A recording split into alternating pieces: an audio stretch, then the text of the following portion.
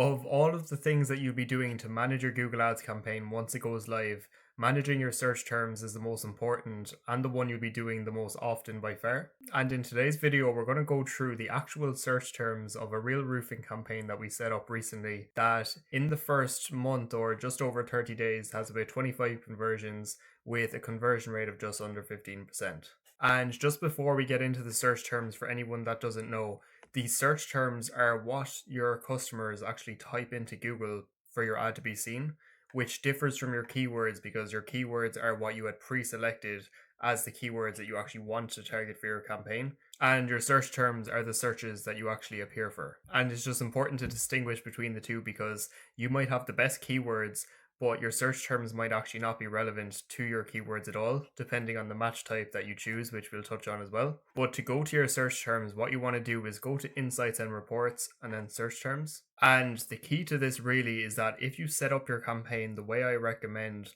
by having tightly themed exact match keyword ad groups, as I mentioned in a previous video of this free Google Ads course, then you should not have to add a lot of negatives to your campaign. Because especially when you're using exact match keywords, then most of the search terms are going to mean the same thing as the keyword itself. So for example, here we have a keyword which is roofer Drogheda, and the actual search term, what the person typed into Google was roofers Drogheda. And if they see an ad for a roofer in Drogheda after searching for roofer in Drogheda, then we know that the chance of having a good click-through rate is high because the ad is relevant to what they see, and also that they're likely to convert on our landing page as well, as long as it's relevant to the ad and search term also. So that's really the key to not having to add a lot of negatives, is having enough ad groups and making sure that the keywords in each ad group are all highly relevant to the ad. And when you're using all of your keywords as exact match, if you have enough search volume to do so, then the vast majority of the search terms here are already going to be relevant and you're not going to have a lot of negatives to add. So you can see here that in almost all of these search terms that the search term itself is almost the same as the name of the ad group. And that's exactly what we want because we know that if someone searches for Roofers Dublin, that they'll see an ad that says Roofer Dublin. And that makes me confident in knowing that they're not clicking on an ad and going to a landing page that isn't relevant to what they search for. We want to make sure that our ad and landing page is as tightly relevant to what they search for as possible. Now, one thing you might notice is that when you go through, and especially if you have a lot of ad groups, is that sometimes Google might get mixed up and show a search term in one ad group when it actually should have been shown in another ad group. So this one here, for example, roof repairs Louth, it should have been shown in the roof repair Louth ad group and not the roofer Louth ad group. But what you can do is that when you're going through your search terms report, and let's just say you want to add the two of these search terms as negatives, what you can do after selecting them is go to add as a negative keyword,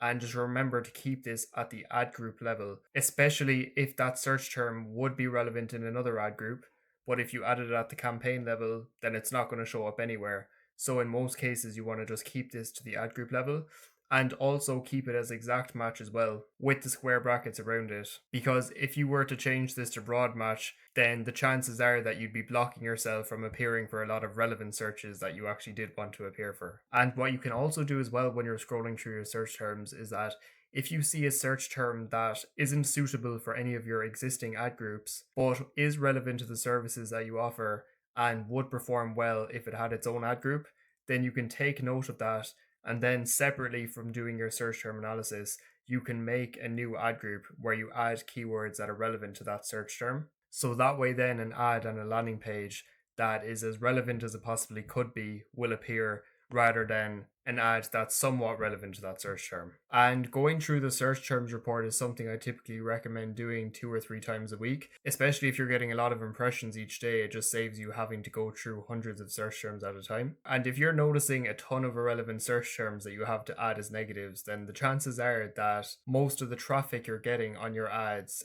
aren't actually traffic that's likely to turn into conversions. But this shouldn't be an issue for you if you're using exact match keywords. And if you are struggling for traffic with exact match keywords and simply just can't get enough impressions, then you could add in, for example, a phrase. But in general, the looser you are with your match types, the more irrelevant search terms that you will have to add as negatives from the search terms report. So I hope this video helped and gave you clarity on exactly how to approach the search terms report after your Google Ads campaign goes live. Now, if you do have any questions about search terms or anything else related to Google Ads as a whole, feel free to leave a comment down below. And if you are a service-based business looking to have all of this done and implemented for you, feel free to have a look at the link in the description. Or if you are running your own Google Ads campaigns or for other businesses, feel free to have a look at the playlist that should appear on side the screen now. That contains videos walking you through all of the individual steps in setting up a successful Google Ads campaign from start to finish.